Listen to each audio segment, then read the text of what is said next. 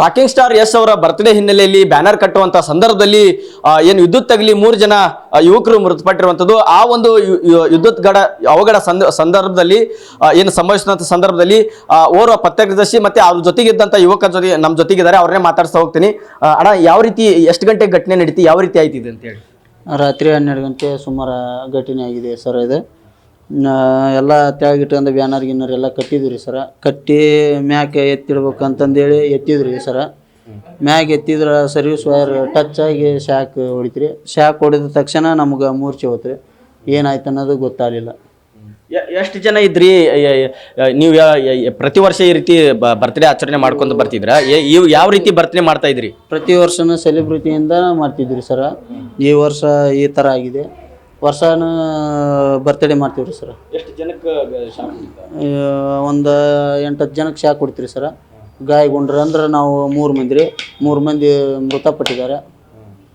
ಅಂದ್ರೆ ಅವಾಗೇನು ನೀವು 3 ಜನ ಅಲ್ಲೇ ಸ್ಪಾಟ್ನಾಗ ಹೋದ್ರೆ? ಹ್ಞೂ, ಸ್ಪಾಟ್ನಾಗೆ ಹೋಗ್ಯಾರ. ಈಗ ಉಳಿದವ್ರಿಗೆ ನಿಮಗೆಲ್ಲ ಏನೇನಾಗಿದೆ? ನಮ್ಗೆ ಅಲ್ಲೆಲ್ಲ ಚೂರು ಗಾಯ ಆಗಿದೆ. ಒಬ್ಬ ತಲೆ ಹೊಡೆದಿದೆ, ಒಬ್ಬ ತುಟಿನ ಇದಾಗಿದೆ. ಅಂದ್ರೆ ಅದು ಹೆಂಗೆ ನಿಮ್ಗೆ ಗಮನಿಸ್ಲಿಲ್ಲ? ಅದನ್ನ ಹೆಂಗೆ ಅದು ಇದಾಗ್ತದೆ? ಅದು ಮ್ಯಾಗ ಸರ್ವಿಸ್ ವೈರ ನೋಡಿಲ್ರಿ ಸರ.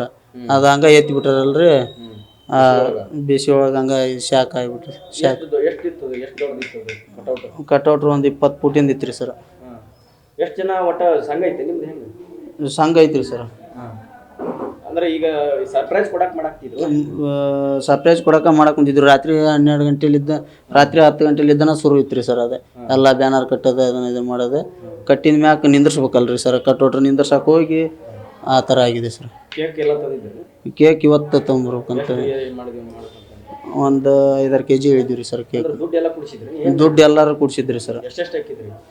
ಒಂದು 500 ಹಾಕಿದ್ವಿ ರೀ ಸರ್.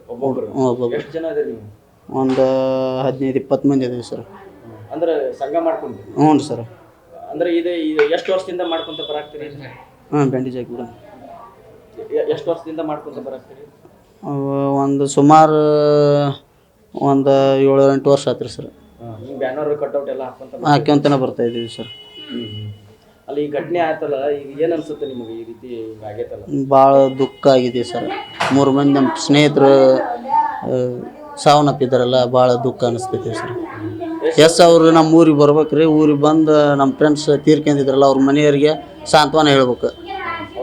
ಬರ್ಬೇಕು, ಎಸ್ ಬರ್ಬೇಕು. ಸಂಪರ್ಕ ಮಾಡೋದು ಎಸ್ ಅವ್ರಿಗೆ ಅಂಥದ್ದು ಏನು ಮಾಡಿಲ್ಲ ರೀ ಸರ. ಅಲ್ಲ, ಅವ್ರು ಸಿನಿಮಾ ರಿಲೀಸ್ ಆದಾಗ ಅದೆಲ್ಲ ಹೆಂಗೆ ಮಾಡ್ತಿದ್ರು? ಬಂದು ಒಂದೇ ಶೋನ ನೋಡ್ತಿದ್ವಿ, ಫಸ್ಟ್ ಶೋನ ನೋಡ್ತಿದ್ರು. ಎಲ್ಲರೂ ಫಸ್ಟ್ ಶೋನ ನೋಡ್ತಿದ್ವಿ. 15-20 ಜನನು ಬರ್ತಿದ್ರು.